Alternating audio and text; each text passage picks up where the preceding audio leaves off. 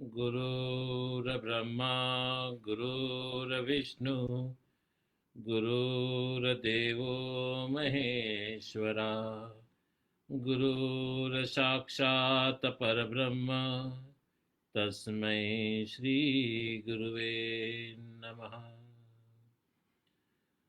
सरस वचन तो सरस्वती ने पूजूं गुरु ना पाए, गुण माणिक ना गावता सेवक ने सुख थाय।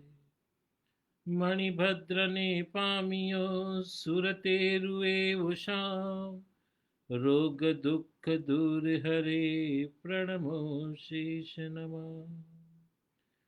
सरस्वती माता तुम पाए लागू, देव गुरु तणी आज्ञा मांगू।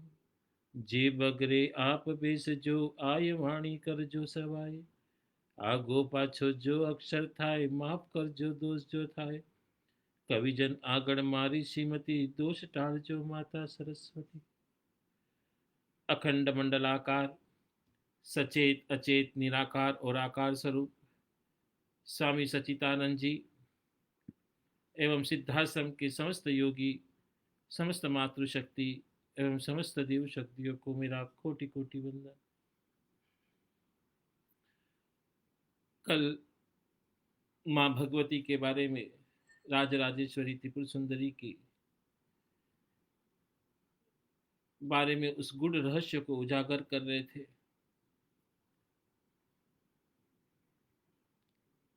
तो पहले माँ भगवती के ध्यान का, उस भगवती माँ राजराजेश्वरी त्रिपुर सुंदरी का ध्यान करें कि सुंदरारुण विग्रहं त्रिनयनं माणिक्यमौलि स्फुरतं तारानायक शेखरम् स्मितमुखीमापि नवक्षोरुहं पाणिमाभ्यालं पूर्णरथचषकं रक्तोत्पलं बिभ्रन्ति सौम्यारतघटस्थरक्तचरणां ध्याये पराम्बिकाम्। भगवती श्री राजराजेश्वरी जो सुंदरारुण विग्रह है, 3 नेत्रों वाली है, माणिक्य का मुकुट माथे पर शोभायमान है, जो तारों के माफिक चमक रहा है। स्मित मुख से सब भक्तों को देख रही है और उसके चरण कमल रक्त चरणाम ध्यायति पराम्बिका। ऐसे रक्त के जो आलता लगे हुए पैर के अंदर शोभायमान है, जिसके अंदर तीनों लोकों के अनंत ब्रह्मांड जिसके अंदर समाया हुए, ऐसी पराम्बिका को मैं नमस्कार करता हूँ।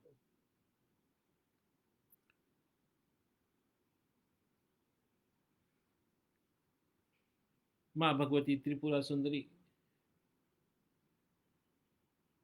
कल बहुत से मेरे को प्रश्न आए, माँ भगवती का स्थान कहाँ है, उसकी अर्चना कैसे करें, श्री विद्या का पूजन कैसे करें, श्री यंत्र कहाँ से प्राप्त होगा। अनेकों ऐसे प्रश्न मुझे कल प्राप्त हुए।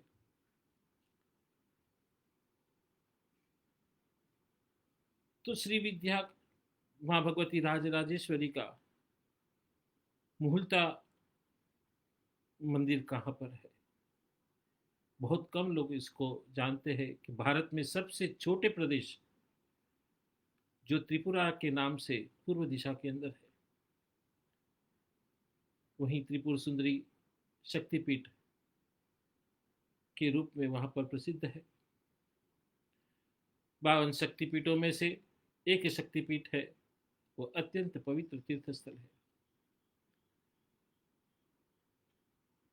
जगदम्बा माँ भगवती अनेक रूपों में सर्वत्र व्याप्त है।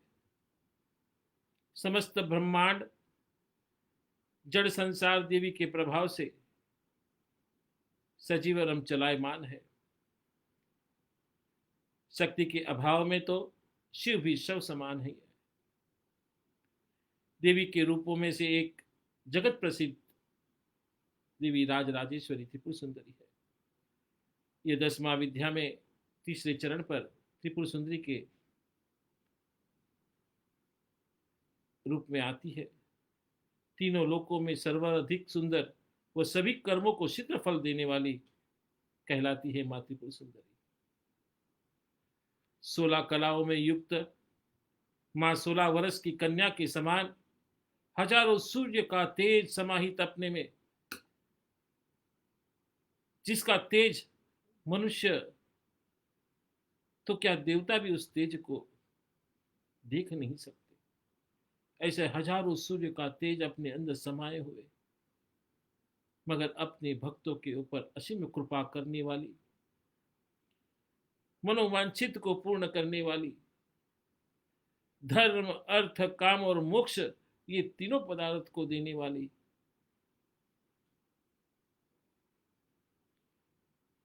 शक्ति त्रिपुर सुंदरी, जो शिव त्रिपुरेश है। त्रिपुर सुंदरी के अपने भैरव है। शास्त्र के अंदर 2 वर्ण है। 2 पद्धति से माने जाते हैं कि त्रिपुर सुंदरी के भैरव के रूप में त्रिपुरेश नाम के भैरव है। जैसे मंत्र मोदधि और मार्कंडेय पुराण के अंदर उमानाथ भैरव नाम के भैरव की स्थापना की गई है।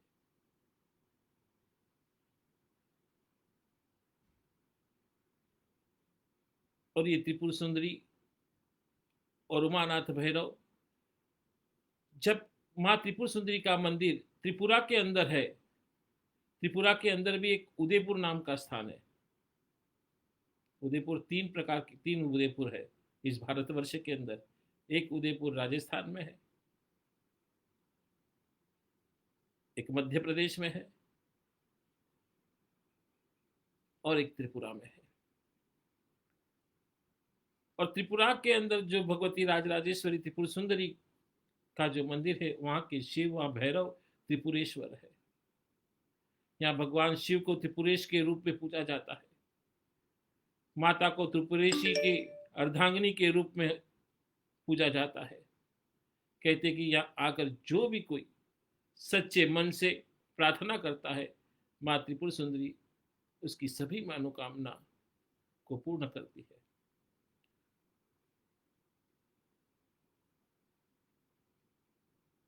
इस 52 शक्तिपीठ में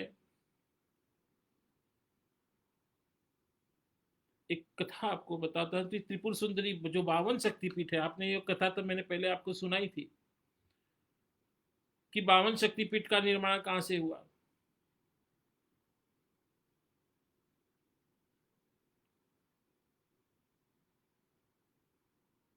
सती को अपने ही पिता के वहां हो रहे यज्ञ कुंड के अंदर अपनी आहुतियां क्यों देनी पड़ी,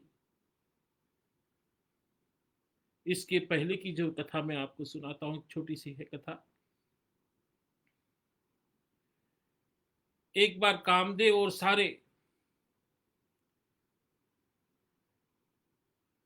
देवता मिलकर भगवान शिव के ऊपर आक्रमण करते हैं, मगर शिव की शक्ति को वो पहचान नहीं पाते और अंत में वो उसको हार खानी पड़ती है सारे देवताओं को। सारे देवता अपने अपने गंतव्य स्थान को पहुंच जाते हैं,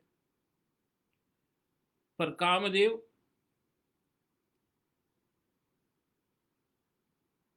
अपने हठ के कारण मंदराचल पर्वत के पास जाकर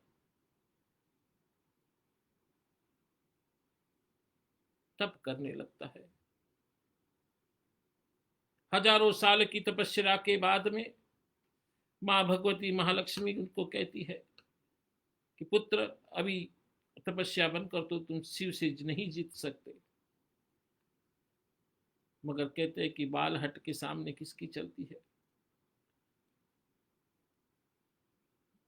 लक्ष्मी जी के बार बार कहने पर भी कामदेव माने नहीं, और कामदेव जब माने नहीं तब मां भगवती लक्ष्मी ने सती गौरा को बुलाया, और सती गौरा ने कामदेव को बहुत समझाया कि तुम शिव से युद्ध नहीं कर सकते, तुम शिव से जीत नहीं सकते। मगर कामदेव टस का मस होने को तैयार नहीं था। अंत में गौरा को बहुत क्रोध आया, और जब क्रोध आया तो क्रोध के वश में होकर मां गौरा ने कामदेव को श्राप दे दिया कि जाओ, तुम जिस शिव को मारने के लिए तप कर रहे हो, उसी शिव के हाथ से तुम भस्म हो जाओगे। महालक्ष्मी को बहुत पीड़ा हुई। उन्होंने कहा, मैंने अपने पुत्र को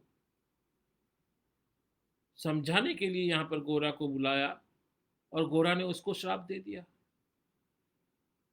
तो महालक्ष्मी ने गोरा को श्राप दिया कि जिस पति के कारण तुम जी इतना इतरा रही हो, उसी पति के कारण तुम्हें भी जलकर मरना होगा। तब गोरा के मन में भी विचार आया, अरे मैं सबसे बड़ी हूं, फिर भी इसने मुझे श्राप दे दिया। तो गोरा ने भगवती महालक्ष्मी को श्राप दे दिया कि तू जिस पति के ऊपर इतना इतना रही है, उसी पति के कारण तू दर दर के वियोग की ठोकरें खाती रहेगी। सोचने की बात यहां पर है कि एक श्राप से कितने श्रापों का फल होता हुआ। गौरा ने कामदेव को दिया, लक्ष्मी ने गौरा को दिया, गौरा ने वापिस लक्ष्मी को दिया, और लक्ष्मी के श्राप से गौरा अपने पिता के यज्ञ के अंदर अपनी आहुति दे दी, और गौरा की श्राप के कारण राधा और सीता को पति वियोग में दर दर भटकना पड़ा।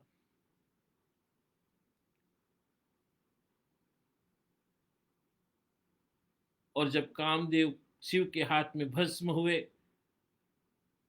तब उस राख से भंडासुर प्रकट हुआ। वो कथा मैं आपको पहले ही सुना चुका हूं। और भंडासुर को खत्म करने के लिए सारे देवताओं ने मां भगवती राजराजेश्वरी त्रिपुर सुंदरी का आवाहन किया, यज्ञ किया। और जब यज्ञ के माध्यम से नहीं आए तो सारे देवता ने अपने शरीर का मांस काट काट के उस यज्ञ कुंड में डालते गए। तब भी जब नहीं हुई, तब आद्रा नक्षत्र, जैसे सूर्य आद्रा नक्षत्र में प्रवेश करने लग गया, और अंत में देखा कि मां भगवती आती नहीं, अभी ये हड्डियां बची है, इस हड्डियों को भी इस यज्ञ कुंड के अंदर प्रविष्ट कर दो। और जैसे ही सारे देवता उस यज्ञ कुंड के अंदर अपनी आहुति देने के लिए प्रेरित होते हैं, वहीं पे भगवती माँ राजराजेश्वरी त्रिपुर सुंदरी श्री यंत्र के ऊपर आरूढ़ होकर इन सारे देवताओं को अभय का दान देती है, और उनका सारा शरीर वापस स्वस्थ कर देती है, और उनको निर्भय कर देती है कि जाओ, तुम निर्भय हो, मैं भंडासुर का वध करूंगी। माँ भगवती और भंडासुर के अंदर माँ भीषण युद्ध हुआ, और अंत में भंडासुर को कामेश्वरी बाण से माँ भगवती राजराजेश्वरी त्रिपुर सुंदरी ने भंडासुर का वध किया। शास्त्र में कहते हैं कि जब भी कोई आपत्ति पड़े तो माँ भगवती राजराजेश्वरी की स्तुति करनी चाहिए। वो स्तुति क्या है? ऊर्ध्वपातु महादेवी महात्रिपुर सुंदरी, अर्धस्था पातु देवीशी पातालवासिनी, आदरेवागभवं पातु कामराजस्था हृदयं, डामरा पातु मां नित्यं मस्तके सर्वकामदा, ब्रह्मनंदे सर्वगाते छिंद्र स्थाने च सर्वदा, महाविद्या भगवती पातु मां परमेश्वरी, ऐं ह्रीं ललाटं मां पातु क्लीं क्लूं सच नेत्रयो, नाशयाते कर्णस्थायो ध्रां ध्रौं ध्रां चुंबके तथा, सोम पातु गले हृदये ह्रीं नाभिदेशके, क्लीं ह्रीं क्लीं स्त्रीं गुह्यदेशं च पादयोस्तो, सही मां पातु पातु सर्कणं पातु सनिध्यो, जले स्थले तथा काशे दुर्गम राज ग्रहे तथा। ये जो स्तोत्र है, इसको बार बार रटन करने से आने वाले भयों का निराकरण हो जाता है। भय वहां से गायब हो जाता है।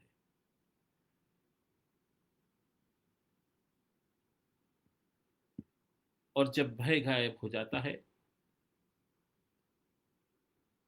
तो मनुष्य निस्तब्ध होके अपने मन के अंदर आनंद में रहता है। मगर मनुष्य के अंदर छल की भावना, प्रपंच की भावना, कपट की भावना जब पड़ी रहती है, और ऐसे शैतान जब अंदर घर करते हैं, किसी की निंदा करना, किसी के साथ कपट करना, छल करना, किसी का खून कर देना, मर्डर कर देना, अपने बड़े बुजुर्गों के बारे में बुरा बोलना, गुरुजनों के बारे में बुरा बोलना,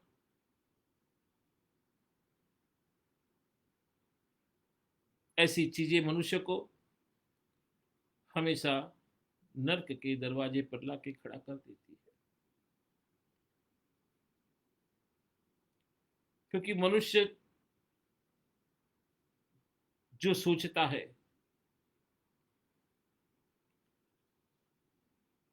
वो कर सकता है, मगर कब?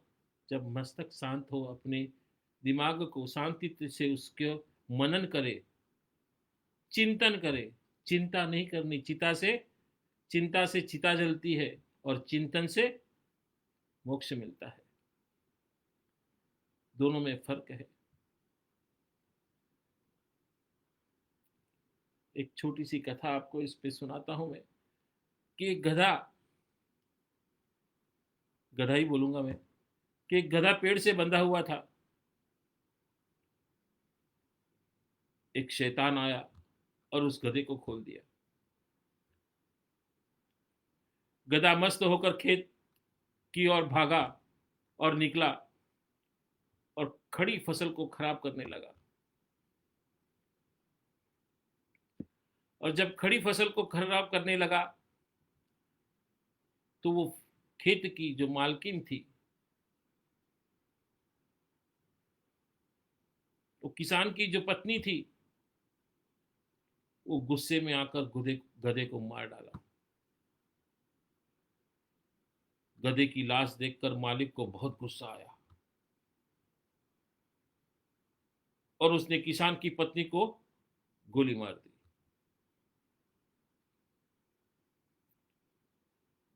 किसान की पत्नी की मौत से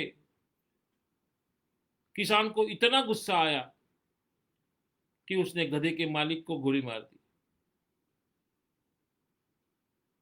गधे की मालिक की मौत होने पर गधे की मालकिन जो पत्नी थी, उसके मालिक की पत्नी थी, उसकी पत्नी की मौत की खबर सुनते ही वो गुस्से से तल बिला उठी और अपने बेटे को आज्ञा दे दी, जाओ उस किसान का घर बार सब जला दो। समय देखकर शाम होते होते मां के आदेश का पालन करते करते खुशी खुशी पूरे आए और उन्होंने मान लिया कि किसान भी अभी मरना चाहिए, और उसने अपने उसके घर के अंदर किसान के घर में आग लगा दी।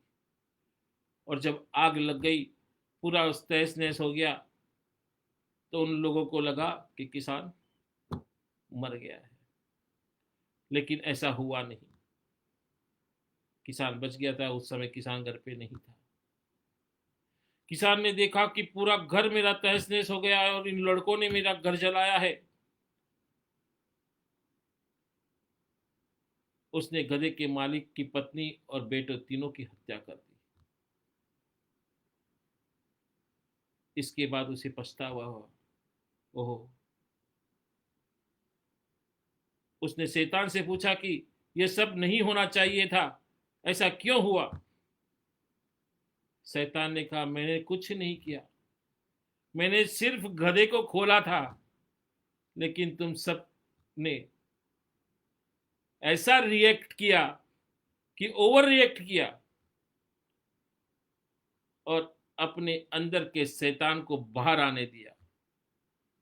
इसलिए अगली बार किसी को जवाब देने और प्रतिक्रिया देने, किसी के बदला लेने के पहले सोचना, रुकना, सोचना ध्यान रखे कहीं अपना अंदर का शैतान जगा तो नहीं है। और वही शैतान आज अपने दिल जो बाहर रास्ते पे घूम रहे हैं, वह शैतान के रूप में घूम रहे हैं कि जिसने खुले छोड़ दिए हैं। और वो खुले छोड़े हुए शैतान आज दूसरों को भी नष्ट करने पर तुले हुए हैं। तो अपने अंदर का अहंकार को त्यागो, अपने अंदर की भावना को खत्म करो, पॉजिटिविटी लाओ अंदर, अपने अंदर पॉजिटिविटी। और जब पॉजिटिविटी आनी शुरू हो जाएगी, सोचो कि मेरा कुछ नहीं है इस दुनिया में। मैं जब पैदा हुआ तभी भी निवस्त्र था, और जाऊंगा तभी भी निवस्त्र होके ही जाऊंगा। दुनिया में आए तभी तुम्हारे पास कुछ नहीं था, जाओगे तभी भी कुछ नहीं था होगा। न तुम्हारा यहाँ पे कोई है, न होने वाला है। ये जितने भी रिश्ते हैं, ये सारे भ्रम के रिश्ते हैं। जब प्रकृति ने तय कर रखा है कि इस माँ की कोख से तुमको 7:10 पर जन्म लेना है, तो वो होके रहेगा। मगर जो वो माँ नहीं होती, तो आप दूसरी किसी और माँ के गर्भ से जन्म लेते, उसकी जहाँ पे आपको लेने देने का व्यवहार बाकी था। इसका अर्थ यह है कि मैंने मन से माना कि ये मेरी माँ है, ये मेरे पिता है, ये मेरे भाई है, ये मेरे बंधु है, ये सब कुछ है। पर आपका कौन है? वो गुरु और वो परमात्मा। क्योंकि गुरु ही वो माध्यम है कि परमात्मा तक आपको ले जा सके। अन्यथा सारे जितने भी रिश्ते हैं, सब कहने के रिश्ते हैं। और जो व्यक्ति ने गुरु की वाणी को सुन लिया और गुरु की वाणी को आदेश रूप में पाल लिया और मान लिया, तो निश्चित आपके अंदर पॉजिटिविटी आ जाएगी। हाँ, गुरु की बात आपको नहीं माननी है, आपको अपना ही कहना करना है, तो चाहे गुरु कितना भी आपके लिए कर ले, कुछ नहीं हो सकता। इसलिए कहते हैं कि भगवान का वरदान उसी को फल होता है जो अपने गुरुओं को, अपने परमात्मा को याद करता है या उसकी बातों का अनुसरण करता है। और जो भगवान की बात का अनुसरण नहीं करता, अपने गुरु का अनुसरण नहीं करता, तो भगवान भी उसके लिए क्या कर लेगा? जो अपने लिए नहीं कर सकता, वो दूसरों के लिए क्या करेगा? इसलिए पहले अपने आत्मा की शुद्धि के लिए पॉजिटिविटी लानी जरूरी है। जो हो रहा है निश्चिंत भाव से देखते रहो। आपको आपका कर्म करना है, गुरु ने बताए हुए मार्ग पर चलना है। गुरु ने बताई हुई इस भक्ति को करना है, गुरु ने बताई हुई साधना को करना है, जिससे आपके पूर्णता जन्म के कर्म को काटते हुए अंत में आपको सिद्धियां प्राप्त होते हुए आप मोक्ष की तरफ प्रयाण करें। या तो सिद्धाश्रम में जाए। मैं चाहता हूं कि मेरा हर एक शिष्य, जितना भी सन्यासी शिष्य है, कोई भी जो मेरे से अटूट प्रेम करता है, अटूट श्रद्धा रखता है, जो मेरे वचनों का पालन करता है, मैं उसे आश्वासन देता हूं कि मैं उसको सिद्धाश्रम में लेके जाऊंगा या तो फिर मोक्ष के दरवाजे तक खड़ा कर दूंगा। मगर स्वर्ग, ये कहते हैं कि जब स्वर्ग में जाना, स्वर्गवास हो गया। मैं नहीं चाहता कि मेरा कोई भी शिष्य स्वर्ग में जाए। स्वर्ग क्या है? एक 5 स्टार होटल है, उससे बढ़कर कुछ नहीं है स्वर्ग। जब तक आपकी जेब में पैसा है, तब तक आप उस होटल में रह सकते हैं। जिस दिन वो होटल, आपके जेब के पैसे खत्म हो गए, आपको होटल छोड़ के वापिस बाहर आना पड़ेगा। उसी तरह जब तक आपका पुण्य का उदय है, तब तक आप स्वर्ग में रह सकते हैं। जिस दिन पुण्य का संचय खत्म हो गया, आपको उस स्वर्ग को छोड़कर वापिस 84 लाख जीवा योनि में भ्रमण करता रहना पड़ेगा। और कोई भी मनुष्य, कोई भी जीव स्वर्ग से मोक्ष में नहीं जा सकता। उसको या तो सिद्धाश्रम में आना पड़ेगा, या तो वापिस पृथ्वी लोक पर आना पड़ेगा। ये दो ही एक माध्यम है कि जो इंसान सीधा मोक्ष में जा सकता है, या वो आकाश का जीव हो, पाताल का जीव हो, वक्र गति का जीव हो, या स्वर्ग का जीव हो।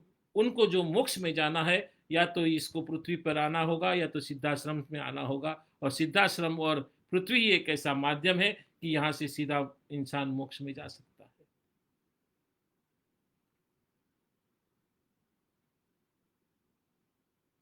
तो उस वाणी को समझे।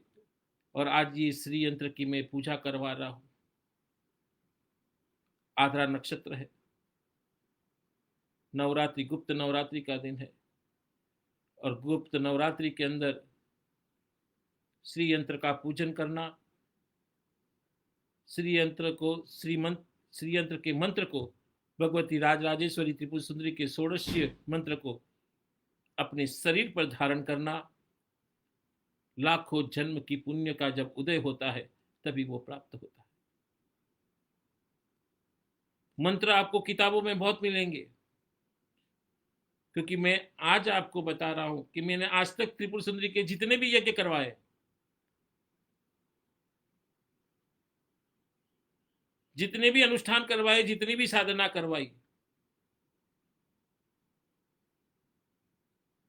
उसके अंदर मैंने उस एक चीज को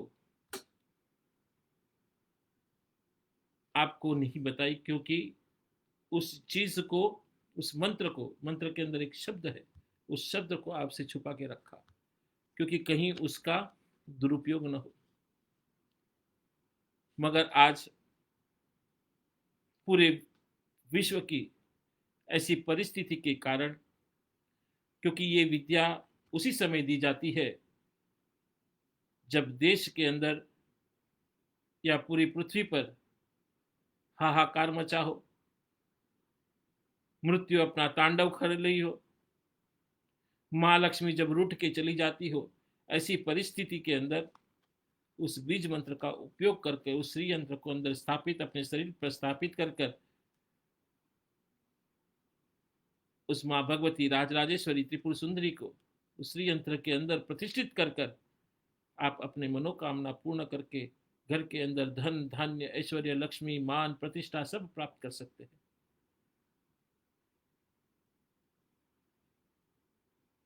तो जो जो व्यक्ति उस श्री यंत्र को चाहने वाले हो, कि जिसको लेना है,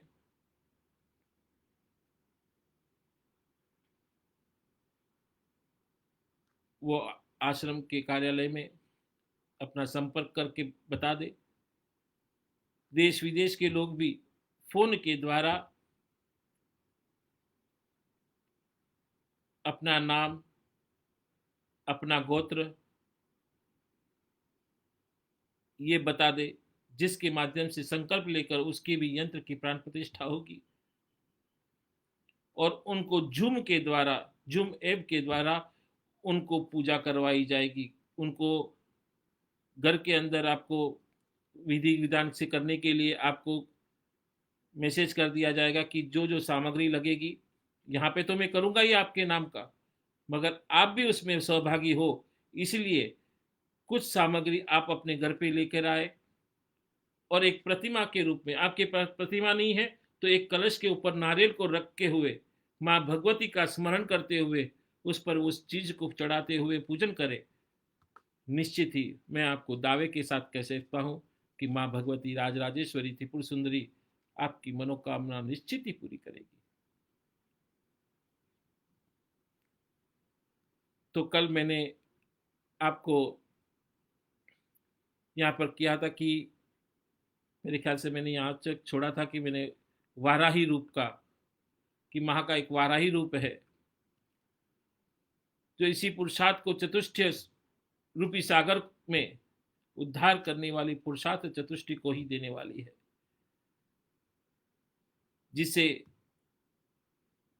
ब्रह्म विज्ञा भी कहते हैं और भुक्ति मुक्ति दोनों को देने वाली ऐसी माँ भगवती राजराजेश्वरी हमारा कल्याण करे, हमें हमारी मनोवांछित कामना को पूर्ण करे।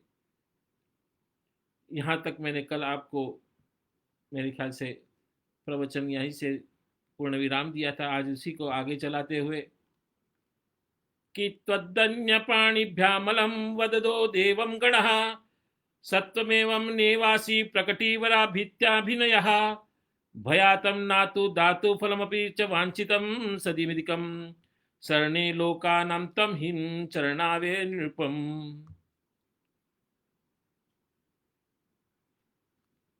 क्या कहा गया है इसमें कि हे देवी, तेरे सिवाय और सभी देवता गण हाथों में रक्षा करते हैं और वर देते हैं, पर तुम एक ऐसी प्रकाश्य रूप और अभय और वर देने वाली, चेष्टा दिखाने वाली नहीं, तो क्योंकि जीवों की शरण दायिनी तुम्हारे दोनों चरण ही भय से रक्षा और कामनाओं की अधिक आपूर्ति में पूर्ति करने में समर्थ है।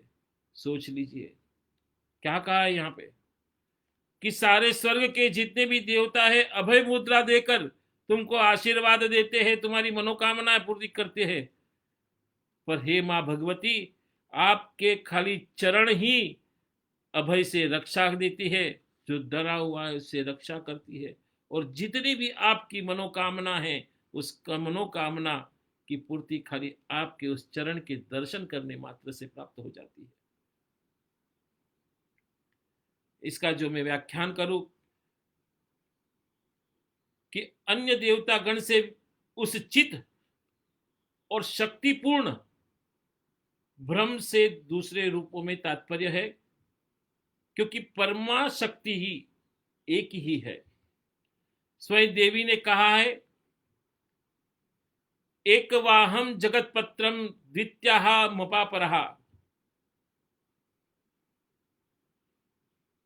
सप्तशती के अंदर ये आता है। वेद वेदांत और सभी दर्शन एक ही शक्ति शिव शक्तिमान जो कहते हैं पुरुष पर ब्रह्मकर्ता ईश्वर आदि संज्ञाओं से अद्वितीय परमानित्य सत्ता का प्रतिपादन करते हैं। इस अवस्था में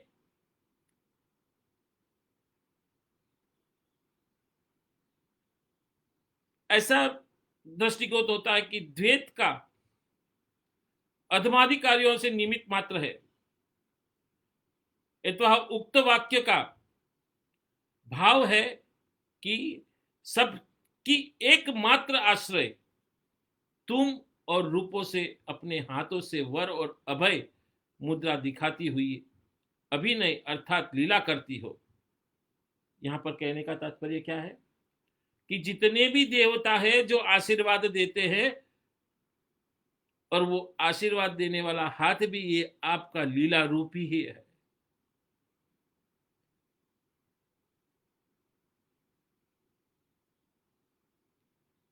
क्योंकि तुम्हारे चरणों की शरण में जो भी आता है वो मुंह मांगा वर तो पाता ही, उससे अधिक पाता है, और वो हर प्रकार से सुरक्षित हो जाता है। इस हेतु से वर और अभय मुद्रा दिखाना आपकी खाली लीला मात्र है।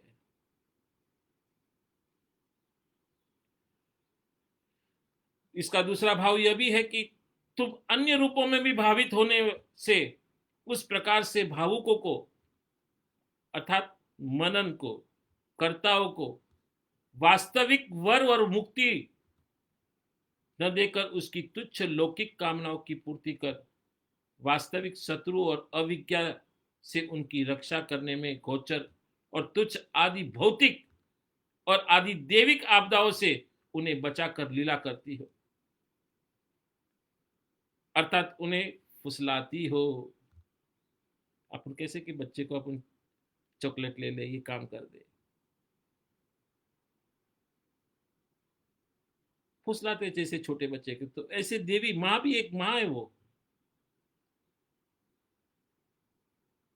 एक सोचने की बात है कि जो जन्म देने वाली 9 महीने पेट में कुख में रखने वाली माँ जो आपके ऊपर इतनी दयालु और अपार प्रेम रखती है कि आपको थोड़ी सी भी चोट लगती है वो तुरंत दौड़ के चली आती है, आपकी हालचाल पूछने लगती है। तो सोचने की बात है कि जो पराशक्ति जगत जननी है, जिसने पूरे जगत को जन्म दिया है, तो उसके पास कितनी करुणा, माया और प्रेम होगा, एक सोचने की बात है। तो ये बच्चों को फुसलाती है, परंतु अपने इस मोक्ष और भोगदायक रूप से उपासक की तीनों तापों से रक्षा करती है। इसलिए वो परमानंद दात्री है और परमानंद अपने आप में निश्चिंत होता है। ये यहां स्मरण रखना आवश्यक है कि 10 महाविद्याओं में जो रूप अभय और वर मुद्रा धारण किए हैं उन पर यह बात लागू नहीं होती, क्योंकि एक तो सभी महाविद्याचित शक्ति ब्रह्म के एक एक प्रकार के समान रूप की कल्पनाएं, इनमें कोई श्रेष्ठ या न्यून नहीं होती। रूप भेद तो एक चिद ब्रह्म गुण है, भेद न्याय के कल्पित है। वस्तुतः भेद कुछ भी नहीं है। यदि आद्यकाली निर्गुण और अनिचन्य है, अव्यवहार्य है, अलक्ष्य है, ब्रह्म की घोतक है, तो द्वितीय विद्या भगवती तारा वचनीय ब्रह्म है, जो शब्द ब्रह्म है। इसी प्रकार तृतीय विद्या भगवती षोडशी विश्व रूपा पंचदेशीय, जो आकाश चित्त साकार चित्त और अचित्त ब्रह्म रूप की घोतक शक्ति है। स्थूल अनुराग व भक्ति वश अभिन्न रूपों को न्यून या अधिक करना पाप के अतिरिक्त और कुछ नहीं है, क्योंकि इन रूपों को कभी भी विच्छेद नहीं किया जा सकता। जैसे कि विष्णु और शिव के अंदर जो भेद करता है वो भी पाप का भागी है, और 10 महाविद्याओं के अंदर भी जो भेद करता है वो भी पाप का भागी है।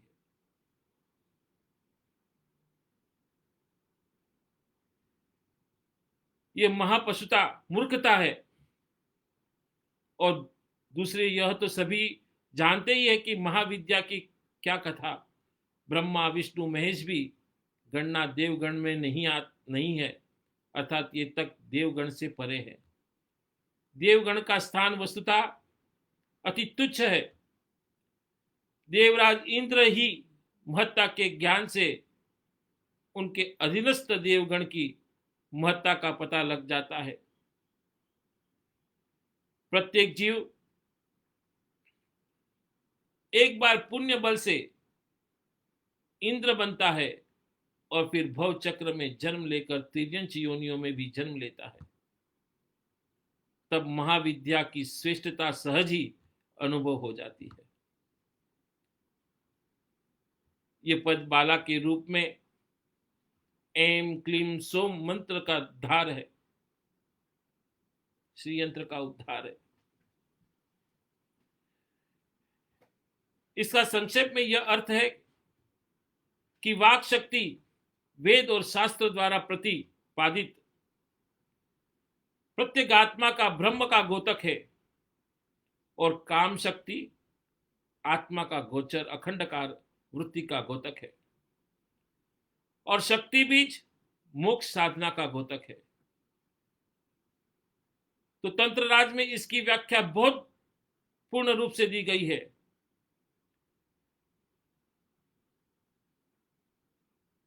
एम ये सूची है, अर्थात त्रिमयी है।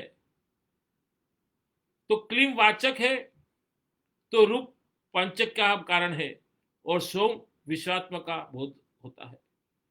दार्शनिक शब्दों में इसे ज्ञात ज्ञान और श्रेय रूपिणी त्रय शक्ति का बोध होता है। इसे भगवती की लीला मई होना सिद्ध होता है।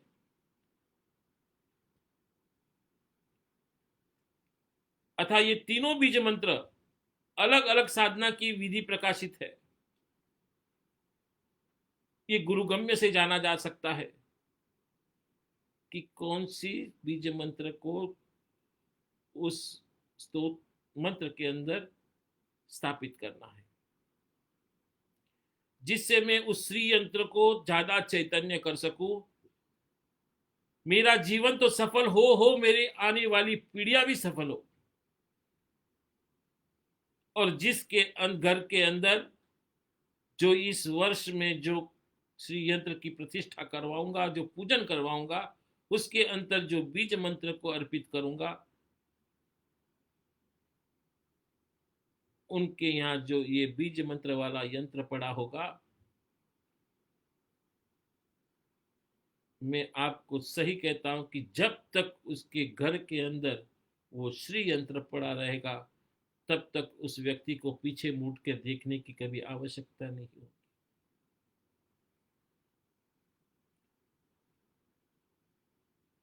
जरूर है अपने अंदर एक ऐसे ऊर्जा को प्रकाश प्रकट करने की, और वो ऊर्जा कैसे प्राप्त होगी? उस श्री यंत्र के मंत्रों के द्वारा। श्री यंत्र के अंदर स्थापित जो डायग्राम होते हैं, उस ऊर्जा को उसके अंदर प्रविष्ट करवाने की। क्योंकि श्री यंत्र की रचना मनुष्य की रचना, शरीर की रचना के बराबर है, ब्रह्मांड की रचना के बराबर है। जैसा ब्रह्मांड आप देख रहे हैं, अनंता ब्रह्मांड है, उसी शरीर, आपके शरीर के अंदर भी ऐसे अनंता ब्रह्मांड स्थापित हुए हैं। जो चीज तुमको बाह्य दिख रही है, वो सारी चीजें आपके आंतरिक के अंदर भी पड़ी हुई है।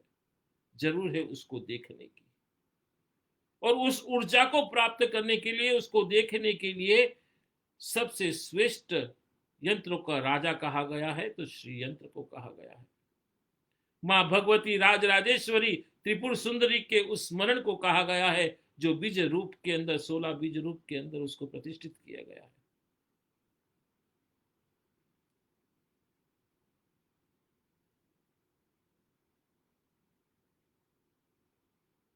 नहीं तो आज का मनुष्य सुबह उठता है, अपने नित्य कर्म करके वापिस नाश्ता करता है, नाश्ता कर से थोड़ा सा इधर उधर का काम किया, वापिस दोपहर को खाने को बैठ गया, फिर थोड़ा बहुत काम किया, शाम का खाने को बैठ गया, फिर थोड़ा काम किया और सो गया। जिंदगी खत्म। जब आप इस धरातल पर जन्मे, क्यों जन्मे? ऐसी क्रिया करने के लिए, खाना सोना, उठना, घूमना फिरना, इसकी निंदा करो, उसकी निंदा करो, इसने ये किया, उसने ये किया।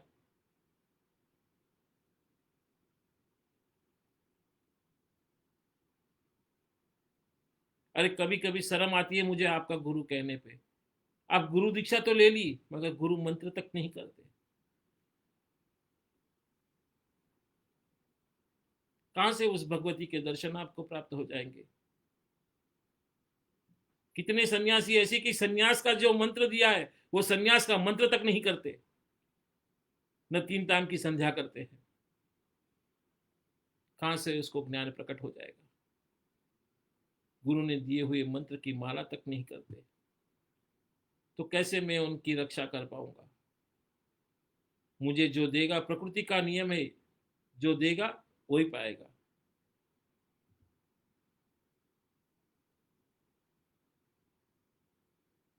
जिसने नहीं दिया उसको कुछ नहीं मिलेगा। तो जो कर्म आपने किए उसका फल भी आपको ही मिलेगा। ये तो गुरु की चैतन्यता होती है कि वो उनके कर्म और उनके दुख अपने ऊपर ले लेते हैं। मगर वो दुख और रोग कब लेते हैं उनके? जब उनको पता है कि ये मेरे मंत्र का अनुष्ठान पूरा करता है, माला पूरी करता है, गुरु मेरे कहने के ऊपर वो चलता है, मेरे कहे हुए बताए राग पे वो चल रहा है, तो गुरु उसकी हर तरह से उसकी रक्षा करता है। मगर जो नहीं करता, न माला करता है, न उसका अनुसरण करता है, न गुरु की बात का ध्यान करता है, तो गुरु भी क्या कर लेगा उसके लिए? जो अपने ही लिए नहीं कर पा रहा तो गुरु क्या करेगा उसके लिए।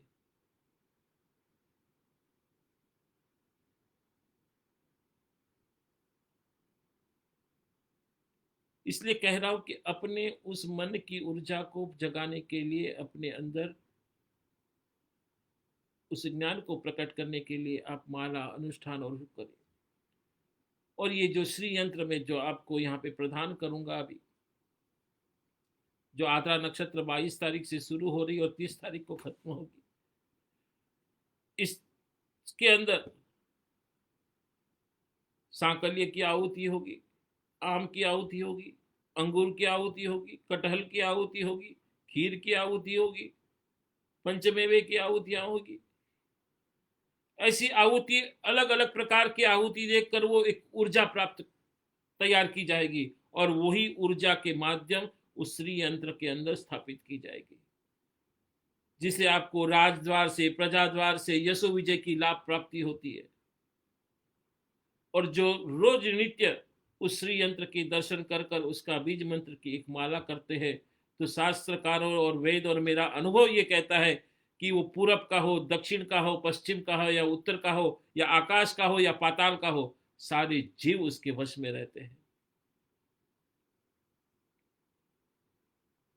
भले कितने भी दूर चले जाए, एक पूरे 24 घंटे में एक क्षण ऐसा आता है कि वो कभी वो उसको भूल नहीं सकता।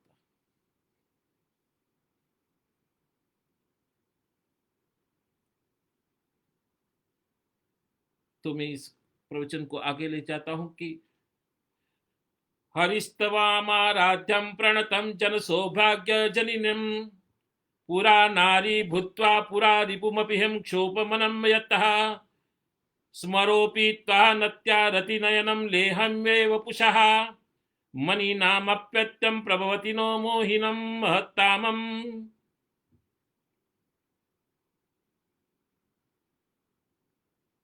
इसका अर्थ यह होता है कि शरणागत को सौभाग्य देने वाली,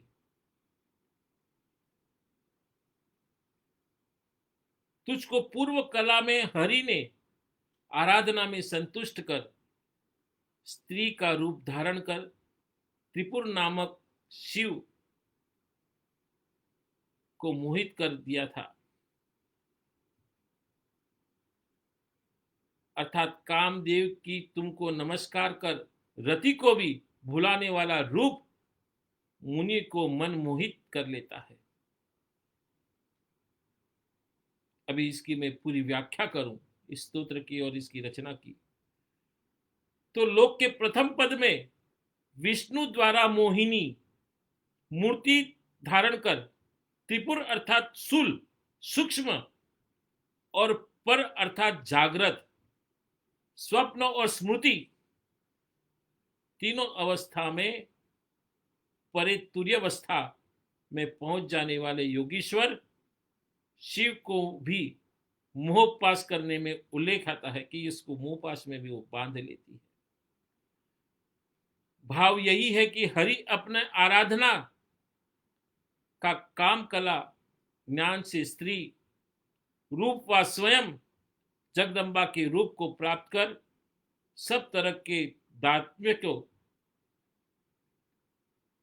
तादात्म्य में सबको तुर्य अवस्था को स्थित ज्ञानी को भी मोह लेती है, अविज्ञा ज्ञानी को भी नहीं छोड़ती जब तक कि वह तुर्य अवस्था में न पहुंच जाए।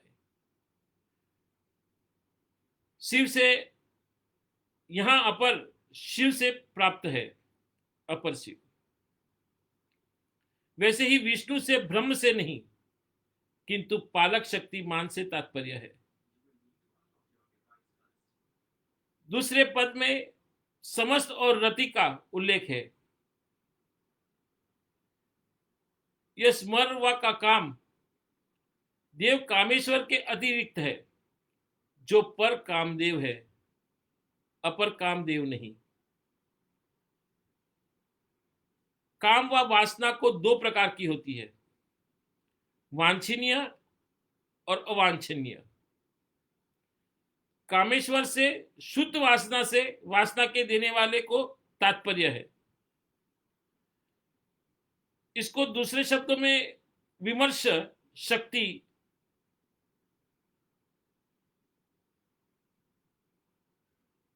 शक्ति कहते हैं, कि जिसके दर्शन अनुसार जिसके केवल शक्ति ही प्रधानता है।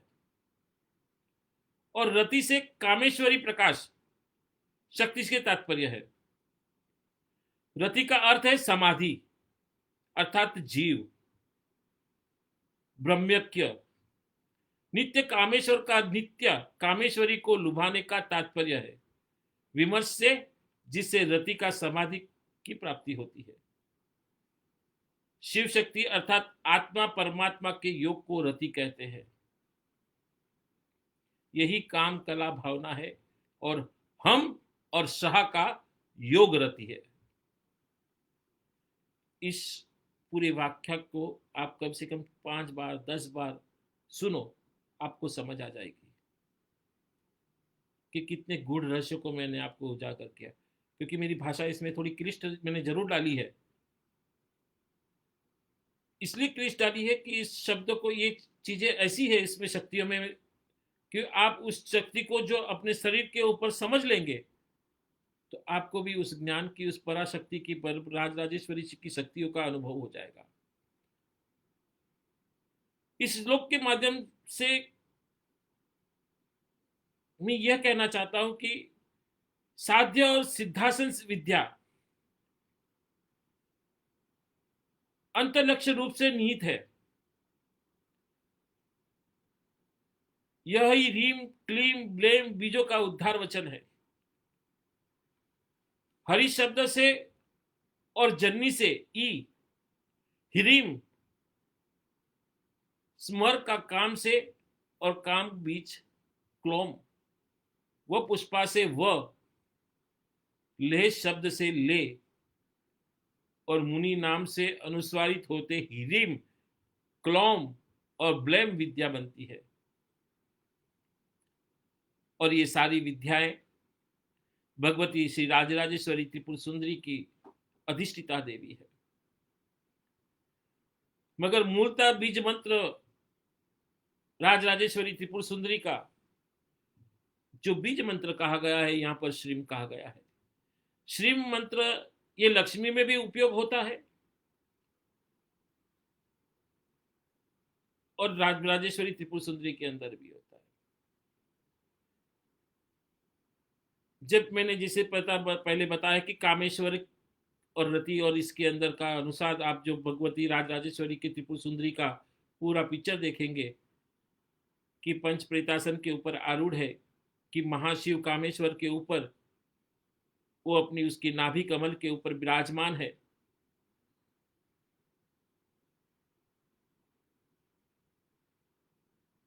और जब वो 5 नाभि कमल के ऊपर से विराजमान होकर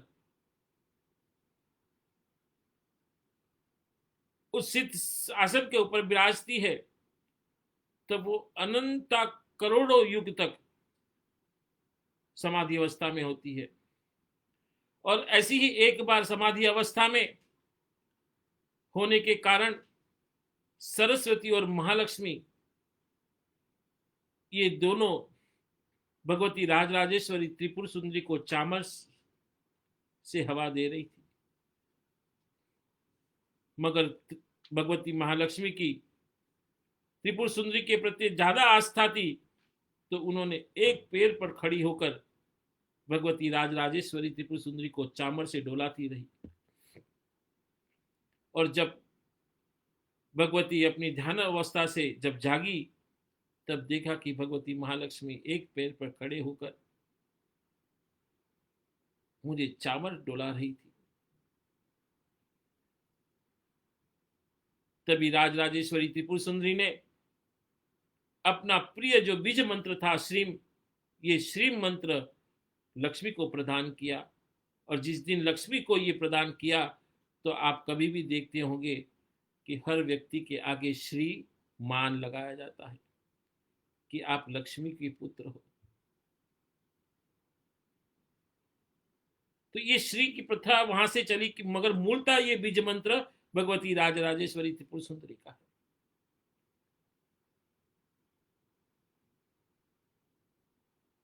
इस मंत्र की परिभाषा की जाए तो अनंता परिभाषा है। मां भगवती के हर एक एक शब्द के 16 शब्दों के अंदर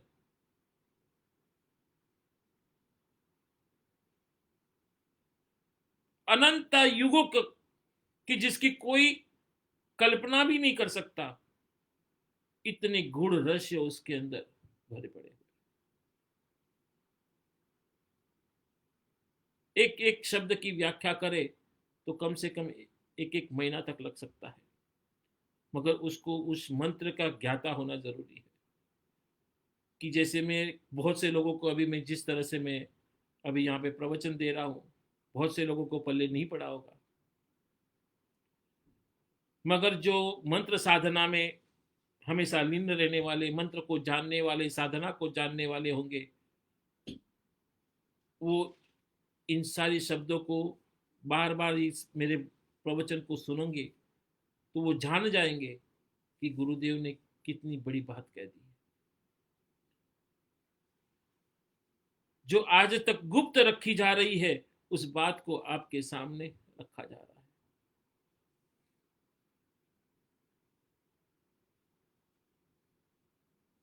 तो कहने का तात्पर्य है कि आप उस षोडशी के मंत्र को नित्य माला करें, उस श्री यंत्र को आप अपने घर में स्थापित करें और अपने जीवन में रहे जो भी कमतरता है उस कमतरता को आप दूर करें। धर्म, अर्थ, काम और मोक्ष, ये चारों पदार्थ प्राप्त करें। क्यों नहीं करें? करना जरूरी है। मैं जब इस महाविद्या की साधना कर कर जब वापिस लौटा, तब मेरे पास में कुछ नहीं था।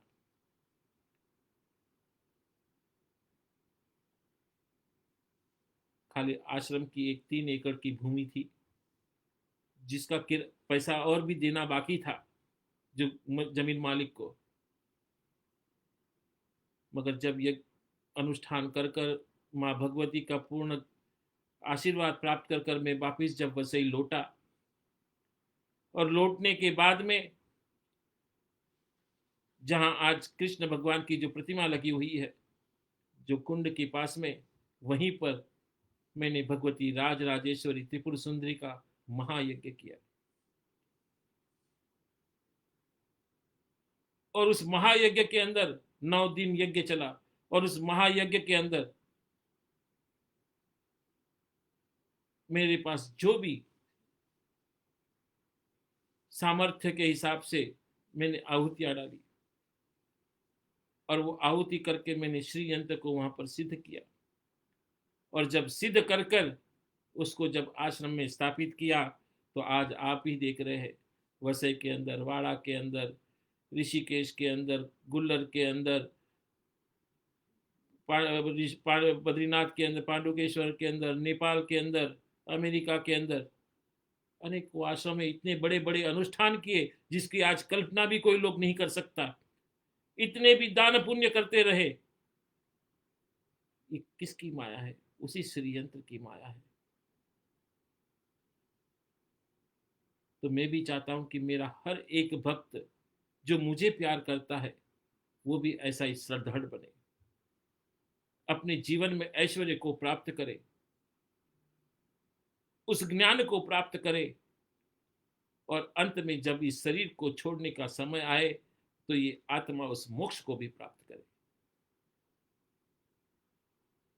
आज समय निकलता जा रहा है हाथ से। मैं अपने शब्दों को यहीं विराम देता हूं, और विराम देने से पहले यह कहना चाहता हूं कि आप गुरु मंत्र की दीक्षा ली हुई है तो गुरु मंत्र, चैतन्य मंत्र और गायत्री मंत्र करना कभी न छोड़े, क्योंकि आप जो ये चीज मुझे देंगे तो निश्चित ही मेरा दायित्व बन जाएगा कि मैं आपकी रक्षा करूं।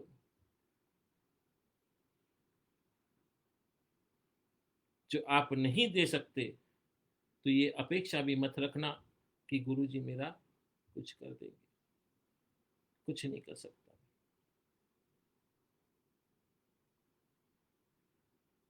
तो यही आशीर्वाद आपको देता हूँ कि आप लोग जिसने भी ये प्रवचन सुना है और जो माला नहीं कर रहा है वो माला करने लग जाए।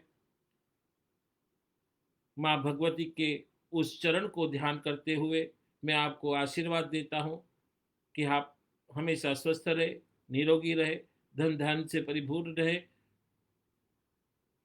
और माँ भगवती के उस चरणों में आपका भी ध्यान लगा रहे। इसी के साथ में मैं आपको सबको आशीर्वाद देता हूँ। जय माता दी। और सबको मेरा तहे दिल से, आपके परिवार को सबको मेरा आशीर्वाद। जय माता दी।